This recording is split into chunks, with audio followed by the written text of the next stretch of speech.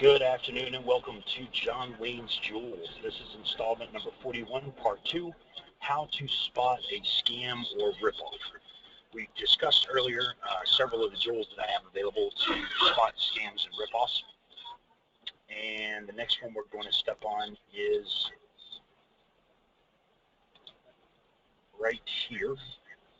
And I've already gotten some feedback from people asking about the Business Bureau and the ripoff report. Here's the deal.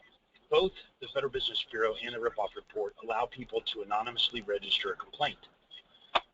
Both will say that they don't allow anonymous complaints because you have to include an email and a phone number with your complaint.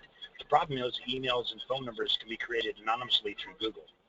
So make sure you don't upset your ex-girlfriend. You know, if you're a business owner, you don't have a disagreement with your neighbor, by all means, don't ever fire a bad employee because you can ruin your internet reputation. And both of these companies make their living charging legitimate firms to give them a good rating. Ironically, the Better Business Bureau and the Ripoff Report have explicit articles on the internet, each calling each other scams. And, you know, it's just pot calling the kettle black. If you look at the Better Business Bureau online and search Ripoff Report, they have an F rating. If you go to the Ripoff Report and search the Better Business Bureau, there's 60 some odd complaints about the Better Business Bureau calling the BBB a scam and a ripoff, etc. And you know, if you look at the grand scheme of things, ripoffs, real scams and ripoffs, they come and go. They're fly-by-nights. They change their names quite often so they can stay ahead of the trails that they're leaving. And the Better Business Bureau nor the Ripoff Report are going to give a legitimate business a good rating unless they pay them. Prime example right here is Pepsi Cola bottle. I searched it on the Better Business Bureau's website. They have not been accredited. They are not rated. Even though Pepsi doesn't have a single complaint registered with the BBB, BBB is not going to give them a rating because they don't pay the Better Business Bureau. Ripoff Report, on the other hand, has 47 reports on Pepsi, some of which claim that Pepsi is a scam or a ripoff. Come on. Pepsi has some of your favorite brands that were started over 100 years ago.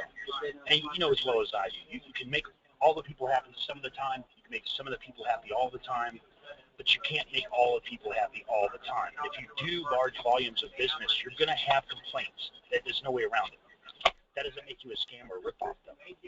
I've also found that legitimate firms are often registered with non-biased legitimate organizations, like the National Black Chamber of Commerce, for example, or ABCC, nationalbcc.org.